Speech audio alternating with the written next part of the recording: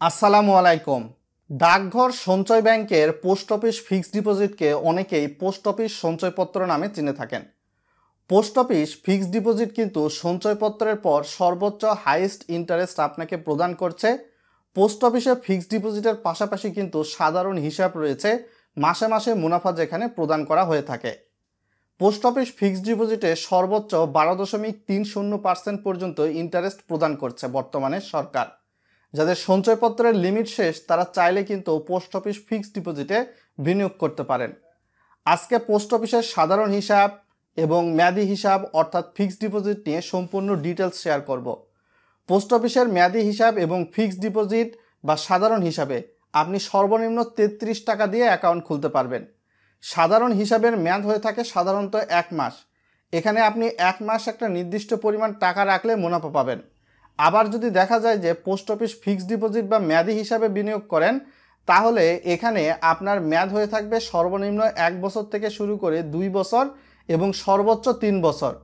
সাধারণ হিসাব এবং মেয়াদি হিসাব অর্থাৎ ফিক্সড ডিপোজিটে আপনি চাইলে কিন্তু একক নামে 10 লক্ষ টাকা এবং যৌথ নামে সর্বোচ্চ 20 লক্ষ টাকা পর্যন্ত বিনিয়োগ করতে পারেন।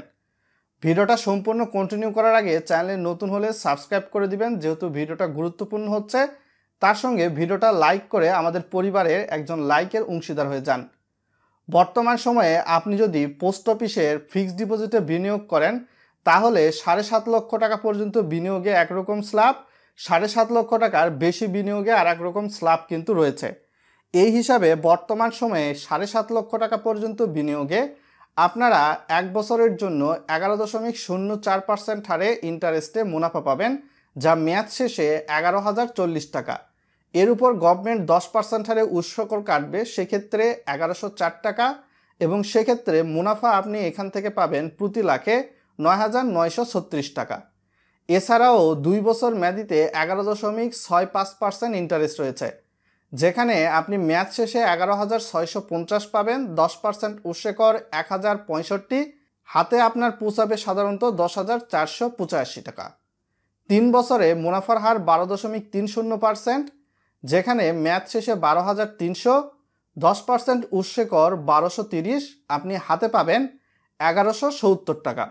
সো এটা ছিল 7.5 লক্ষ টাকা পর্যন্ত বিনিয়োগে প্রতি লাখের স্ল্যাবটা। আর 7.5 লক্ষ টাকার বেশি যদি আপনি বিনিয়োগ করেন, এটার স্ল্যাব কিন্তু আর এক রকম হয়ে যাবে। সেক্ষেত্রে প্রতি লাখে 1 বছরে 11% ইন্টারেস্ট, মেয়াদ শেষে 11,000, 10% উৎসকর 1,100 টাকা কাটবে, এবং সেক্ষেত্রে আপনি মুনাফা পাবেন 9,900।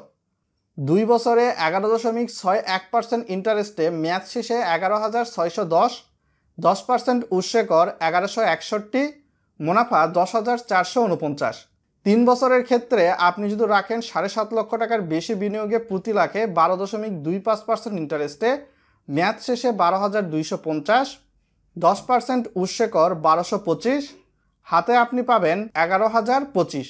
তো সেক্ষেত্রে 7.5 লক্ষ টাকার বেশি বা 7.5 লক্ষ টাকার মধ্যে আপনি যেখানে বিনিয়োগ করেন, সেক্ষেত্রে কিন্তু অবশ্যই প্রতি লাখে 10% হারে উৎসকর কাটবে।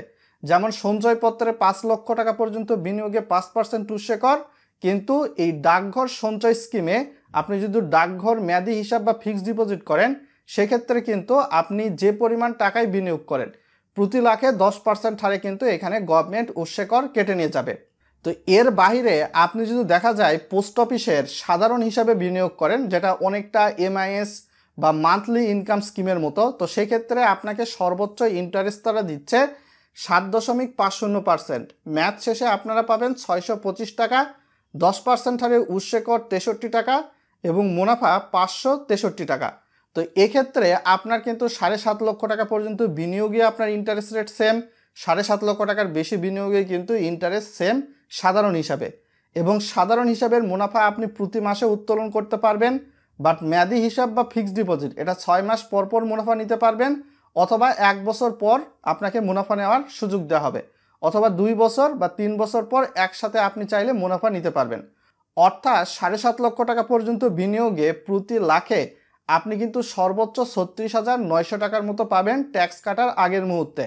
আপনি সাধারণ হিসাব বা মেয়াদি হিসাব বা ফিক্সড ডিপোজিট যেটাই পোস্ট অফিসে করেন না কেন, 1 লক্ষ থেকে 2 লক্ষ টাকা পর্যন্ত বিনিয়োগে সরাসরি আপনি পোস্ট অফিসে গিয়ে এই টাকাটা জমা দিয়ে করতে পারবেন। কিন্তু যদি দেখা যায় 2 লক্ষ টাকার বেশি আপনি বিনিয়োগ করতে চান, সেক্ষেত্রে অবশ্যই MICR যুক্ত চেকের মাধ্যমে কিন্তু পোস্ট অফিসে আপনাকে এই টাকাটা জমা করতে হবে।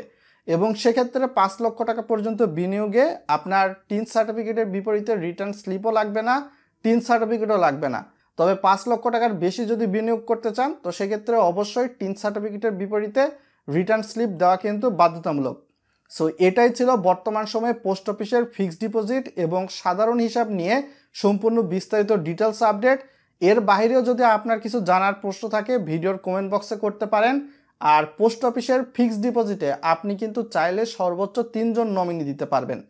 অর্থাৎ 3 জন নমিনি আপনি চাইলে আপনার নিকট আত্মীয় স্বজন বা আশেপাশের মানুষজন বা আপনার বিশ্বস্ত মানুষকেও দিতে পারবেন, এক্ষেত্রে কোনো সমস্যা নাই।